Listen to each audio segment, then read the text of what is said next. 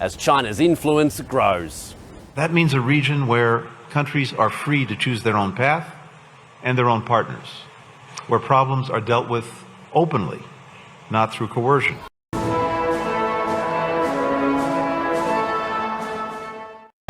All smiles as Australia and China's top diplomats untangle a tricky relationship. Penny Wong has met more than a dozen foreign ministers during the ASEAN and East Asia summits this week, but the stakes were the highest for this meeting. Director Wang, it's a pleasure to meet you again too. China says relations with Australia have improved, but says Australia must not discriminate against Chinese investment and businesses. Australia's list of grievances is a bit longer. We have continued to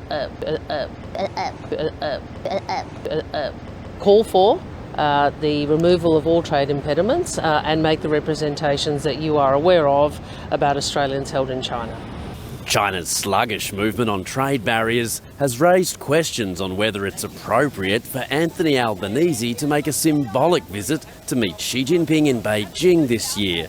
And in what she described as frank discussions, Penny Wong again raised China's lack of movement on freeing 2 detained Australians in Beijing, plus a third Australian who's facing the death penalty. We will continue to work to navigate our differences wisely. I've said that we can grow our bilateral relationships while safeguarding our national interest, provided both countries navigate our differences wisely. Wang Yi isn't the only diplomatic heavyweight Penny Wong is meeting here.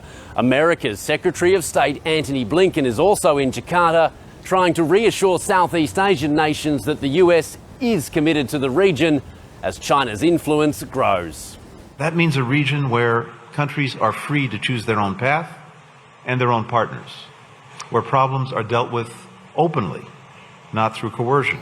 Barnhagen doesn't want to be vaccinated and feels coerced into doing so to keep her employment. She's lost her nursing job at Flinders and has been benched by the Crows. The very concept of the democracy that we've taken for granted all of our lives is under threat as it never has been before. And it's not just in my country, it's not across Europe, it is across the whole of the world. It's not from external armies mounding up on our borders this time, but it is from the corruption and the decay of our own institutions who are allowing this to happen. One foreign minister she certainly won't be rubbing shoulders with is Russia's Sergei Lavrov.